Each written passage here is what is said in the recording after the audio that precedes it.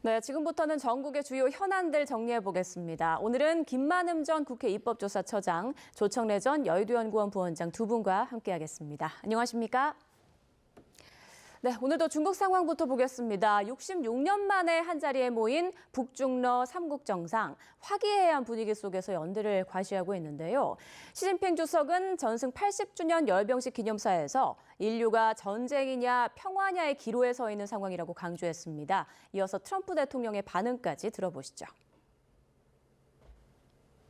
今天人类又面临和平还是战争，对话还是对抗，共赢还是零和的抉择。中国人民坚定站在历史正确一边，站在人类文明进步一边，坚持走和平发展道路，与各国人民携手构建人类命运共同体。 I was very surprised. I watched the speech last night. President Xi's a friend of mine, but I thought that the United States should have been mentioned last night during that speech because we helped China very, very much. 네, 시 주석의 말에 미국이라는 단어는 없었지만 누가 봐도 미국을 겨냥한 발언으로 들렸고요. 그리고 트럼프 대통령은 미국이 중국을 도왔다는 말을 왜 안 했냐라면서 불편함을 드러냈습니다. 기싸움이 느껴지는데요. 그렇습니다. 표현에서 여러 가지가 나왔죠. 평화냐, 전쟁이냐, 상생이냐, 제로섬이냐 이런 표현까지 했습니다. 만약에 후자로 지금 뭔가 대결 구도로 간다면은 트럼프 체제를 상징하는 거고요. 꼭 서로 진영으로만 가는 것이 아니라 가능성을 남겨놨기 때문에 상생이나 대화, 뭔가 새로운 인류의 진보 이런 걸 얘기할 겁니다.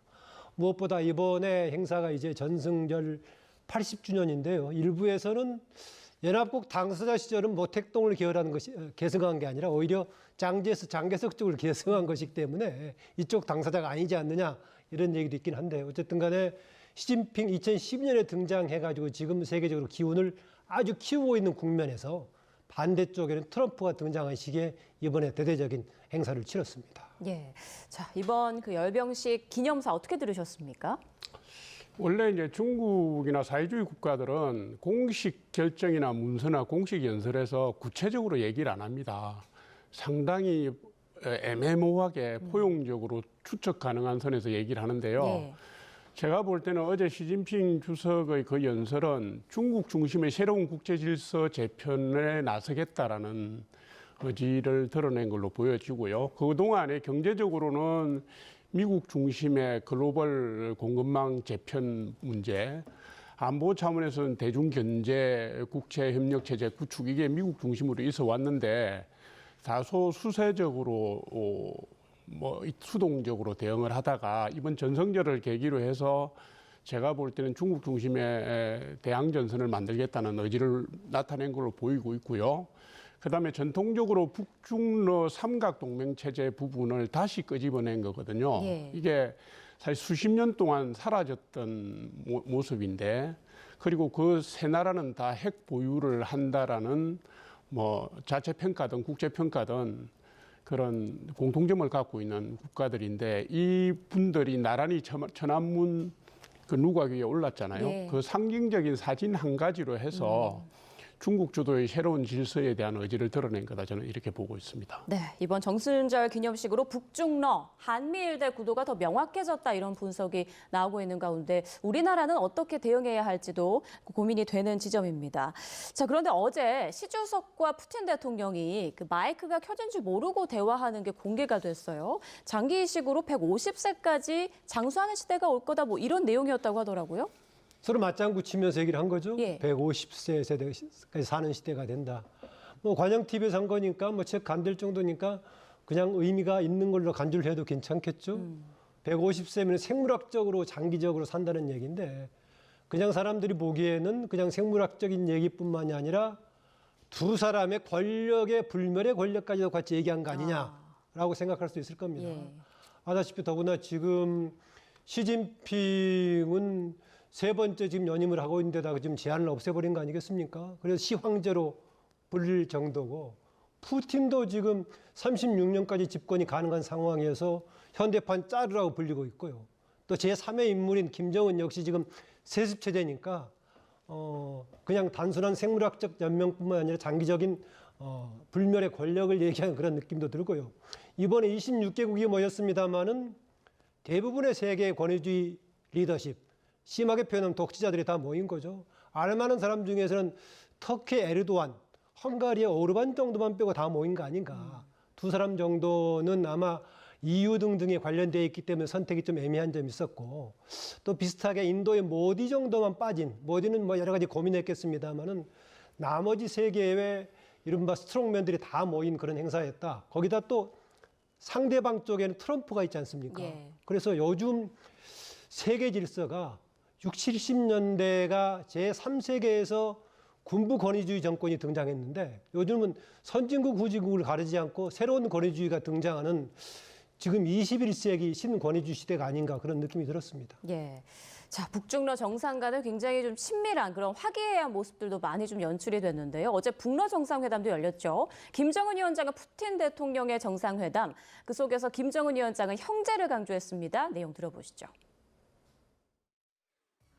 По вашей инициативе, как широко известно, ваши спецподразделения приняли участие в освобождении Курской области. Хочу отметить, что ваши воины сражались мужественно и героически. Хочу вас от имени российского народа поблагодарить за это участие в совместной борьбе с современным неонацизмом. 러시아 인민을 위해서 할 수 있는 것이 있다면 또 해야 되는 것이 있다면 그 형제적인 그 의무로 우리가 감당해야 될 의무로. 네, 북한군 러시아 파병에 대해서 김 위원장이 형제적인 의무다라고 말을 했어요. 제가 볼 땐 두 가지 의미가 있는데요. 하나는 이겁니다. 뭐 러시아 입장에서는 북한군의 추가 파병 및 지원을 받아야 되는 입장이니까 거기에 대한 명분을 줘야 되는 측면이 있을 거고, 김정은 위원장 같은 경우에는 지금 어쨌든 파병 군인들이 희생이 속출하고 있잖아요.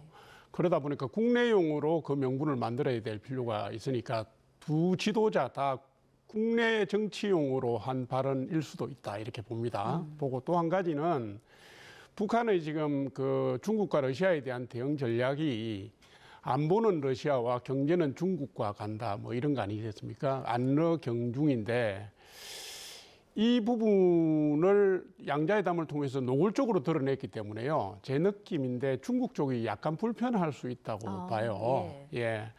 중국은 중국이 주도하는 질서를 원하는 거 아니겠습니까? 그래서 북중러 3국의 정상회담이 안 열린 것도 대등한 관계에서의 3국 정상회담은 중국을 원하지 않을 거라고 저는 봐요. 그래서 지금까지도 그랬지만 북한이 러시아하고 가까워지는 부분에 대해서 경계심을 드러내고 있는 게 사실인데 그럼에도 불구하고 정치적, 국내 정치적, 국제 정치적 필요에 의해서 노골적으로 혈맹의 관계를 드러낸 장면 아닌가 저는 그렇게 보고 있습니다. 네, 오늘 북중 정상회담이 열릴 것이다 이런 관측이 많이 나오더라고요. 여기에서는 좀 어떤 부분을 주목하면 좋을까요?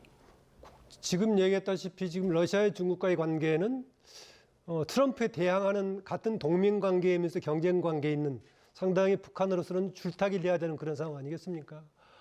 조금 전에 이제 안보 관련을 러시아하고 하는, 그다음에 경제는 중국과 하는, 예전에는 안미 경중해가지고 우리나라 문제가 중심이 됐었죠. 그런데 이번에 이재명 대통령 미국 가서 그런 거 없다라고 이제 얘기했는데 대신 북한이 지금 그런 줄다리기를 하고 있는 상황입니다. 아무래도 뭐 이게 국제적인 외교이기 때문에 서로 간에 뭔가 이렇게 협의를 한다고 하더라도 어느 한 나라에게 뭔가 불편함을 주는 그런 결론을 내지 않는 두루뭉실하게 하면서 상호간의 협력은 강조하는 그런 게 될 겁니다. 아무래도 우리가 주목하는 바는 북한의 핵 문제에 관해서 어떻게 접근할 것인가라는 것인데 여기에 대해서는 구체적인 굳이 언급을 하지 않고 지나가지 않겠는가 그런 생각이 듭니다. 예. 자, 그리고 딸 주에게도 관심이 쏠리고 있는데요. 이번에 김정은 위원장과 함께 중국을 방문한 딸 김주애. 하지만 베이징에 도착했을 때 이후로는 모습을 드러내지 않고 있는데요. 전문가들은 주애 곁에 새롭게 등장한 이 여성을 주목해야 한다고 말합니다. 화면으로 함께 보시죠. 네, 지난 2일 오후 전용 열차가 중국 베이징에 도착했을 때 모습입니다. 김정은 위원장 뒤로 딸 주에 흰 옷 입은 최선희 외무상 보이는데 그 다음으로 보이는 검은 재킷의 여성은 누구일까요? 그럼 김주애의 수행원으로 보여져요. 최측근 거리에서. 그러면 우리가 알고 있었던 현송월 아니고 김여정 고모 아닌 거죠, 지금. 네. 그럼 김주애만 담당하는 이제 시스템이 갖춰진 거라고 따로 보는 이렇게. 거죠. 내부 행사에서는 노출이 안 됐던 인물이거든요. 저 인물은 제 처음으로, 그러니까 북한 고위직은 아니에요. 상당히 젊거든요. 눈여겨 봐야죠. 네, 그러니까 김주애를 밀착 수행하는 인물일 가능성이 높다는 건데 후계자 수업에 돌입했다는 가능성에 무게가 실리는 대목입니다. 이처럼 딸 주애가 차기 지도자로 부각되고 있는 상황에서 김 위원장의 동생 김여정 부부장이 어제 기념 오찬에 참석해 또 눈길을 끌었는데요. 흰색 블라우스에 자주색 재킷을 입고 재킷에는 북한 노동당을 상징하는 망치, 낫, 분 문양의 배지를 착용했습니다. 오찬 리셉션이 끝난 뒤에도 김여정의 밀착 수행이 이어졌는데요. 푸틴의 전용차 아우르스 앞에서 서로 상승에 앉으라고 손짓하는 푸틴 대통령과 김정은 위원장, 뒤이어 급히 걸어오는 김여정 부부장까지 이렇게 세 사람이 한 차를 타고 북러 정상회담장으로 이동했습니다. 북한 매체는 차 뒷좌석에 나란히 앉아있는 두 정상의 모습도 사진으로 공개했는데요. 밝게 웃고 있는 김 위원장과 미소를 띤 푸틴 대통령, 김여정 부부장은 그 앞좌석에 탄 것으로 보입니다. 자, 무엇보다 지금 김주애의 모습이 도착 때 이후로는 계속 안 보이고 있어요. 어떤 역할을 할지, 앞으로는 나타날지 어떻게 보십니까? 당장은 북한의 권력의 중심이 활동하는 건 아니고 지금 후계로 짐작하는 거 아니겠습니까? 좀 특이한 게 과거에 왕조 시대 빼놓고 이렇게 후계를 얘기하는 나라가 어디 있어요? 더구나 12살, 13살인데. 예. 우리나라 뭐 조선시대 왕조 시대에도 남자들은 주로 왕세자 이렇게 된 적이 있었죠. 물론 이제 남자 후계자가 없으면은 과거에 신라 시대에 무슨 뭐 선덕여왕이라든가 영국의 엘리자베스처럼 이렇게 여자가 승계하기도 하는데요. 저는 이제 김주애 관련 문제는요, 그냥 흥미거리 정도에 불과하다라고 봅니다. 왜 그러냐면은요. 김주애가 실제로 통치권을 행사할 정도의 연령이 20대가 될 때까지 과연 북한의 체제가 현 상태로 계속 갈 것인가라는 생각이 듭니다. 그 이전에 상황 변화가 생긴다면 김주애가 리더십을 발휘할 기회가 없이 새로운 체제가 되는 것이고 더 장기적으로 지금 김정은 체제가 굳어진다면 그때까지도 세계의 환경이 비슷하게 될 것인가 하면서 김주애의 지금 후계자 얘기는 저는 하나의 지금 상황에 대한 얘기거리 정도고 장기적으로 봤을 때는 북한 체제가 어떻게 변동할 것인가 이게 더 큰 비중을 두고 봐야 된다. 저는 그렇게 봅니다. 네, 실제 김주애가 후계자의 자리에 앉을 것인지 그 사이에 여러 변수들이 있는 만큼 좀 지켜봐야 한다 이런 말씀이신데 자, 김여정 부부장 같은 경우에는 도착 때는 안 보였다가 어제 밀착 수행하는 모습이 포착이 됐어요. 그런데 김여정 부부장 앞서 지난달 이재명 대통령을 향해서 역사를 바꿀 위인이 아니다 이런 성명을 발표하기도 했잖아요. 지금 북한에서 김여정 부부장의 입지 그리고 앞으로의 역할 좀 어떻게 예상하십니까? 그러니까 단기적인 부침은 있을 수 있는데요. 쭉 장기적으로 중장기적으로 볼 때는 큰 변동이 없습니다. 없고 예를 들면 사회주의 국가들 특히 중국과 북한 같은 경우에는요.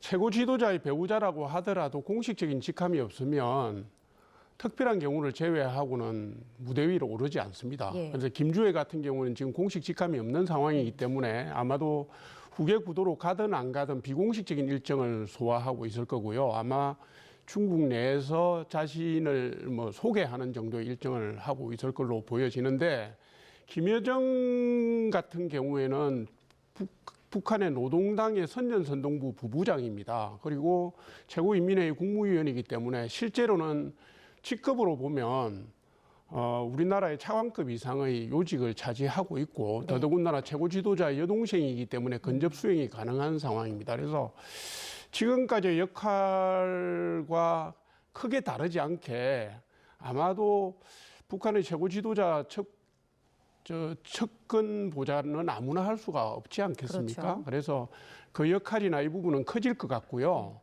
그리고 아무래도 선전선동부 부부장으로서의 직책과 관련해서 북한의 고위직 인사들이 우리에 대한 메시지를 내는 것보다는 격을 낮춰서 저 사람을 쓰는 것 같은데 그런 의도도 앞으로 계속 지속될 수 있다. 저는 오히려 역할이 강화되면 되지 당분간 축소되지는 않을 거다 이렇게 봅니다. 네, 또 하나의 관심사가 우원식 국회의장이 어제 그 열병식 참관 전에 김정은 위원장과 악수를 한 것으로 전해지잖아요. 그리고 지금 악수를 했다고 한 데 이어서 우 의장이 7년 만에 봅니다라고 말을 하니까 김 위원장이 네라고 짧게 답을 했다는 거예요. 이걸 놓고 또 여러 해석이 나오더라고요. 형식상에서로 수인사 정도 한 상황이다. 그렇게 해석하면 맞겠습니다. 한 두세 가지를 함의하는데요.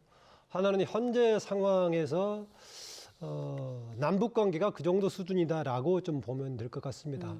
일부에서 상당히 주목해서 이것을 보도하기도 하는데 그만큼 역설적으로 그렇게 뭔가 밀접한 관련이 없는 상황이다라고 봅니다. 우선 김정은으로서도 지난번에 이재명 대통령이 우리가 페이스메이커 역할을 하겠다. 트럼프 피스메이커 했지만은요. 김정은이 우리의 페이스 조정에 따를 것 같습니까? 아니면 트럼프가 따를 것 같습니까? 마지막에 최종 상대는 미국일 수밖에 없는 상황이니까 실제로 그런 입장을 반영한다. 이후에 아마 우리의 대북 전략에서도 그런 걸 감안하고 나올 수밖에 없을 겁니다. 겉으로는 페이스메이커 얘기를 하더라도 그런 상황이고요. 또 하나는 이번에 지금 중국, 러시아, 북한 세 개 나라가 지금 막내에 앉아가지고 세계의 주목을 받고 있는 상황인데 남한과의 관계, 우리는 한국과의 관계가 뭐 특별하게 주목받을 일이 없어서 아마 에너지를 집중시킨다는 차원에서도 남북관계에 관한 의제를 만들지 않으려고 했을 거다. 이 점도 염두에 둡니다. 네, 오 의장이 김정은 위원장과 마주칠 것에 대비해서 이재명 대통령의 메시지도 가져간 것으로 지금 알려져 있는데 뭐 전달됐는지는 아직 확인되지 않고 있습니다. 그런데 이번에 북중러의 결집으로 이재명 대통령의 이른바 페이스메이커 역할이 좀 어려울 수 있다. 이런 관측도 나오더라고요.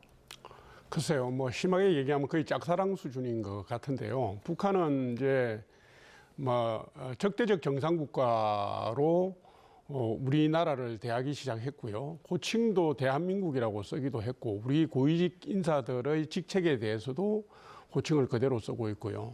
그러니까 근데 문제는 단서가 적대적이라는 거기 때문에 뭐 이 전략이 바뀌지 않는 이상은 뭐 관계 개선이 된다든가 지금 이재명 정부가 원하고 있는 식의 뭐 테이블이 만들어질 것 같지는 않습니다. 않고 있고, 그리고 북한이 러시아하고 밀착하면서 또 중국하고 삼각동맹으로 다시 엮이면서 아마 중국과 우리 관계도 중국 입장에서는 그 미국 중심의 질서에서 우리를 자꾸 분리시키고 싶어 하겠지만 지금 보시는 것처럼 우리 처지가 그렇게는 안 되잖아요. 안 되다 보니까 지금 이재명 대통령이 그리고 있는 구상은 제가 볼 때는 단기적으로는 뭐 관철되기 어렵다. 이런 국면이 상당히 갈 거다 이렇게 봅니다. 예, 오늘도 중국에서 김정은 위원장의 또 여러 행보 일정이 있을 것 같은데요. 관련 소식 들어오면 또 속보로 전해드리도록 하고요. 국내 정치권 상황 좀 보겠습니다. 국내 정치권 시끌시끌합니다. 이틀 전 법사위에서 나경원 국민의힘 의원의 간사 선임 안건을 놓고 여야가 한바탕 크게 충돌했었죠. 이 과정에서 나온 나 의원의 이른바 초선 발언에 대해서 정치권에서 언쟁이 끊이질 않고 있습니다. 먼저 이틀 전 상황부터 함께 보시죠. 초선은 가만히 앉아 있어. 아무것도 모르면서 앉아 있어. 이에 대해서 민주당 초선 의원들이 들고 일어났습니다. 어제 국회 로텐도홀에서 나 의원의 초선 의원 비하 발언을 규탄하는 기자회견을 열고 윤리위에 제소하겠다고 밝혔는데요. 나 의원 불과 1년 전에는 초선 의원들을 향해 정반대의 목소리를 낸 적이 있습니다. 들어보시죠. 우리 초선 의원님들 하면요, 늘 개혁의 상징이고 소신의 상징이 되어야 됩니다. 저는 우리 초선 의원님들이 소신에 따라 개혁적으로 활동하실 수 있는 장을 펼쳐드리려고 이번에 전당대회에 출마했습니다. 다시 한번 축하드리고 표도 좀 부탁드립니다. 네, 작년 6월 국민의힘 전당대회를 앞두고 초선은 소신의 상징이라며 한 표를 부탁하더니 이제는 가만히 있으라니 180도 말을 바꿨다는 지적이 나오는 건데요. 이런 가운데 서울대 법대 82학번 동기인 조국 원장과 나경원 의원이 때 아닌 아부 설전을 벌였습니다. 조 원장은 어제 경북 구미와 경북에서 열린 대구에서 열린 당원 간담회에서 나 의원을 겨냥해 당대표를 하고 싶어 윤석열, 김건희에게 머리 숙이고 아부했다며 초선 발언도 권위주의적이고 부적절하다라고 비판했는데요. 이에 나 의원은 SNS를 통해 조 원장이 말했듯 돼지 눈에는 돼지만 보인다며 이재명의 머리 숙이고 아부해 감방을 탈출한 것이냐 본인의 경험담인가라고 받아쳤습니다. 네, 초선 발언의 아부 설정까지 이 상황 어떻게 보십니까? 두 가지 엮여 있는데요. 먼저 지금 법사위에서 간사 문제는요. 추미애 위원장이 좀 과도하게 견제하는 의미여서 일단 제동을 걸었던 것 같습니다. 그건 추미애 위원장이 과했다고 보이고요. 그다음에 초선 의원 가만히 있어라고 했던 것은 나경원 의원 전적으로 잘못이죠.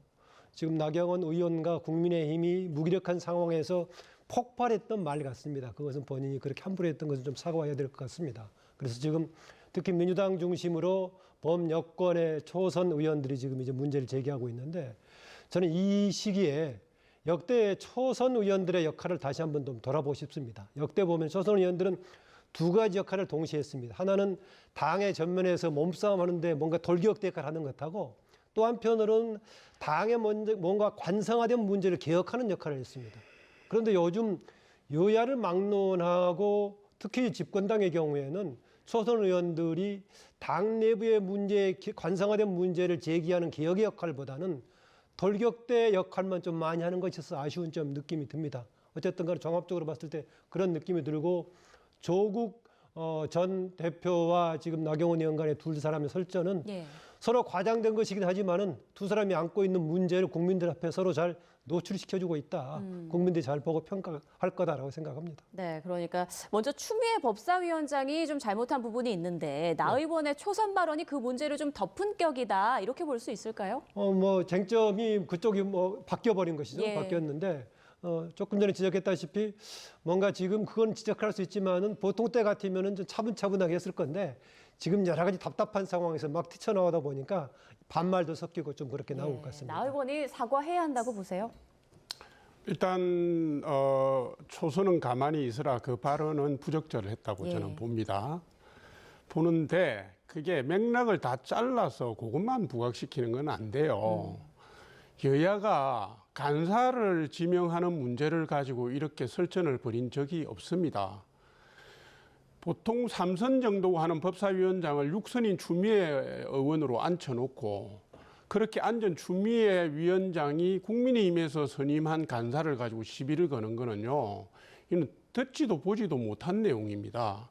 그 부분에 대한 항변을 하는 과정에서 조국 혁신당이라든가 민주당 초선 의원들이 그거하고 상관없는 문제를 들고 나오니까 내란이 어떻고 무슨 뭐 패스트트랙 사태 때 뭐 피의자로 재판받고 있는데 법사위원이 맞느냐 이렇게 얘기하니까 그 설전이 오가는 상황에서 그걸 논리적으로 풀어서 얘기를 할 시간이 없잖아요. 그러니까 튀어나간 게 모르면 좀 가만히 계시라 이 소리를 하는 가운데 초선이란 글자가 들어간 것 같은데 이거는 뭐냐 하면 무슨 국회의원의 품위를 떨어뜨린 것도 아니고요.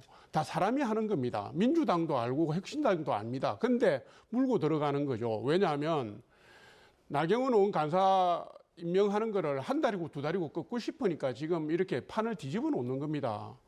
이거는 법사위원회를 무리하게 끌고 간 추미애 의원의 잘못이 저는 크다고 보고요. 부적절한 언행을 한 나경원 의원은 그 부분에 대해서는 성찰을 해야 된다 이 말씀 드립니다. 그리고 조국 원장이 구미에 가서 갑자기 시도 때도 갑자기 무슨 맥락인지 모르겠는데 대학 동기 나경원 의원을 물고 들어갔어요. 저는 이렇게 봅니다. 이분이 언론의 주목을 받는데 기재인 것 같아요. 조국 혁신당 당원 모아놓고 간담회 하는데 아무도 언론이 주목을 안 합니다. 그런데 자기 대학 다닐 때도 꽤 친했다고 그래요. 친한 친구였던 나경원 의원을 물어떴습니다. 그러니까 갑자기 이게 언론의 중심으로 확 올라왔고요. 물린 사람 가만히 있을 수 없으니까 SNS에 나경원 의원이 답을 올렸으니까 이게 그럴듯한 기사거리가 돼버린 겁니다. 근데 사실은 내용을 보면요. 제가 볼 때 눈살이 찌푸려지거든요. 아부가 주제잖아요. 다 정치 지도자로서 해가는 분들이 국민들한테 좀 좋은 모습 보이면 안 되겠습니까? 진짜 답답합니다, 저는. 자, 일단 나경원 의원의 그 초선 발언이 본질을 좀 덮었다 이런 논평 두 분 다 해주셨는데 오늘 법사위에서도 무척 소란스러운 상황이 벌어졌습니다. 화면 잠깐 보고 오시죠. 국회법과 국회법의 정신을 이렇게 무시하는 것을 보면서 이것이 바로 의회 독재구나 하는 생각을 했습니다. 위원장께서 마음대로 간사 선임안을 안 올려주십니다. 이거 일반 반장 뽑는데 왜 2반 반원들이 뭐라고 합니까? 이 진술인들에 대해서 검찰 개혁과 관련한 공청회입니다. 진술인들을 상대로 해서 질의해 주시기 바랍니다. 나경원 의원님, 의제를 벗어난 발언은 이따가 하십시오. 신상 발언 시기에. 오선식이나 되시면서 신상 발언과 공청회 관련한 주제를 벗어났다는 걸 구분도 못 하십니까? 오선식이 나가 뭡니까? 오선식이 나가. 오선식이 나가 뭡니까? 오선식이 나가.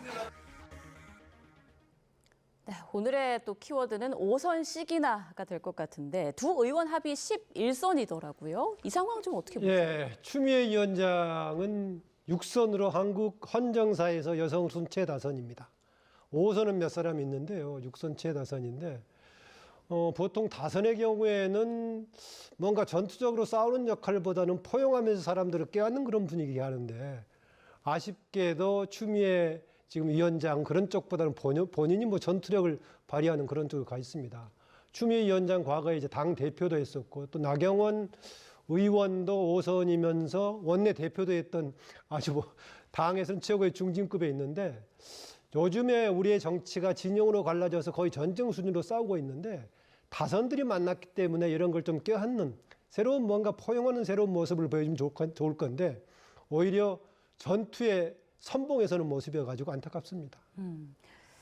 자, 오늘 법률권은 나경원 의원에 대해서 품위유지를 의무를 위반했다는 이유로 징계안을 또 제출한다고 하고 그리고 나경원 의원은 윤리위에 제소돼야 할 사람은 추미애 법사위원장이다 이렇게 또 공방을 벌이고 있는데요. 자, 국민 보기에는 참 불편할 수밖에 없는 그런 상황인 것 같습니다. 자, 다음 이슈로 좀 넘어가 보겠습니다. 계엄 해제 표결 방해 의혹과 관련한 내란 특검의 국민의힘 압수수색 시도가 사흘째 이어지고 있습니다. 어제 한때 국회 사무처 직원이 그 의총 현장을 촬영하면서 소란이 일었는데요. 그 상황도 함께 보고 오겠습니다. 법치주의 파괴하는 보복특검 규탄한다. 민주당의 꼭두각시 야합특검 해체하라. 신문 좀 내놔봐. 신문 좀. 뭐 하는 사람이야? 신문 확인해. 왜 남의 당에 의총에 와가지고 허락도 없이 당신 누구야? 누가 시킨 거야? 의원님 지었습니다, 대표님. 원내 대표실 앞에 복도에서 의원총회를 하고 있는데 무슨 권한으로 국회 사무처 직원이 와서 이 동영상을 촬영하고 사진을 찍고 이거 사찰 아닙니까? 맞습니다. 소속이 어딥니까? 이름하고 관등성명 대보세요. 국회 사무처 외방. 누가 여기 가서 사진 찍으라고 했습니까? 단순 보고용이었습니다. 죄송합니다. 자, 국민의힘 하루도 좀 조용할 날이 없는 것 같습니다. 일단 압수수색 시도가 끝날 때까지 무기한 농성에 들어간다는 거죠. 지금 그 특검이 상당히 무리하고 있는 건 맞고요. 얻고자 하는 게 뭔지를 모르겠는데 원내 대표실하고 원내 행정국 하고 그다음에 당직자들 압수수색을 한 것 같은데 지금 들리는 바로는 당직자 압수수색할 때 영장 제시도 없었고 변호사 대동도 요청도 묵살했다고 합니다. 지금 아마도 지금 특검이 하고 있는 거는요. 뒤져보다가 별건이라도 나오면 뭐 어떻게 수사를 넓혀가겠다 그런 의도인 것 같아요. 원내대표실에 예를 들어서 주경호 전 원내대표가 특검의 주장대로 혐의점이 있다고 하더라도 그것은 아마도 전화로 관련된 뭐 통화를 했으면 통화 내용이 뭔지 그 안에 실질적으로 계엄 해제 방해 내용이 있었는지 단순 상황을 물어볼 수도 있지 않습니까? 예를 들면 총리실이나 대통령실에서 물어볼 수도 있거든요. 근데 특검이 이 부분을 소명할 자신이 없으니까 일단 치고 들어가서 흔들어 보겠다라는 건데 그건 맞지가 않고요. 압수수색을 뭐 의원실이라든가 원내대표실, 지금 원내대표 바뀐 지가 언젠데 가서 하겠다는 건 말이 안 되고 더더군다나 뭐 작년 3월에 인지한 정황이 있다고 그러는데 자, 아시다시피 계엄 선포와 관련된 부분은 보안을 지키느라고 김용현 장관 외에 뭐 몇 사람이 알지도 못한 내용을 원내대표가 되기 전에 평의원이었던 주경호 의원이 원내대표 되기 2개월 전부터 뭐 안 걸로 보인다는 얘기를 풀고 있잖아요. 이게 특검이 왜 이런 짓을 합니까? 그러니까 야당 탄압이라는 얘기를 듣고요. 야당 말살이라는 얘기를 듣는 겁니다. 수사에 대해서 의문점을 제시할 수 있는 빌미를 특검이 계속 주고 있기 때문에 야당 국민의힘 입장에서는 절대로 용납할 수 없는 겁니다. 끝까지. 자, 마침 지금 추경호 의원이 긴급 기자간담회를 진행하는데요. 현장 연결해서 어떤 말 하는지 들어보시죠. 어제 특검에서 정말 뜬금없는 이야기를 제가 듣고 저 자신도 황당하고 놀랐습니다. 지난해 24년 3월부터 계엄 논의가 진행이 됐었는데 그때부터 제가 계엄 논의를 인지했을 가능성이 있다. 그러면서 여러 가지를 살핀다. 이렇게 이야기를 하길래 어제 제가 SNS를 통해서 입장을 말씀드렸습니다마는 24년 3월은 제가 원내 대표도 아니고 평의원이었을 뿐만 아니라 총선을 한 달여 앞두고 있는 시점에 저는 제 지역구인 대구 달성군을 새벽부터 밤까지 구석구석을 누비던 그런 시점이었습니다. 최소한 수사기관 특검에서 그런 이야기를 하려고 하면은 구체적인 정황 증거라도 확보를 하고 제시를 하면서 그런 의혹을 제기를 해야 하는데 뜬금없이 비상계엄 논의가 있었다 하는 다른 쪽의 정황을 두고 저를 얽어 넣어서 발표를 한다는 데 대해서는 심히 유감스럽게 생각합니다. 그런 얘기를 하려고 하면은 최소한 특검에서는 그런 소설이나 억측, 추측에 의해서 얘기를 할 것이 아니라 증거를 제시를 해야 했습니다. 그러니까 네, 추경호 전 국민의힘 원내대표 지금 특검의 압수수색과 관련해서 입장을 밝혔습니다. 특검 지난해 3월에 추경호 의원의 계엄 논의 인지 가능성을 바탕에 두고 지금 수사를 하고 있는데 당시에는 원내대표가 아닌 평의원이었다면서 자신의 지역구인 대구 달성군을 누비고 있었다. 그리고 특검이 구체적 정황 증거 없이 의혹을 지금 제기하고 있다라면서 불만을 표했습니다. 관련해서 또 특검의 입장이 나오면 소식 전해드리겠습니다. 자, 지금까지 김만흠 전 국회 입법조사처장, 조청래 전 여의도연구원 부원장과 함께 전국 상황 짚어봤습니다. 고맙습니다.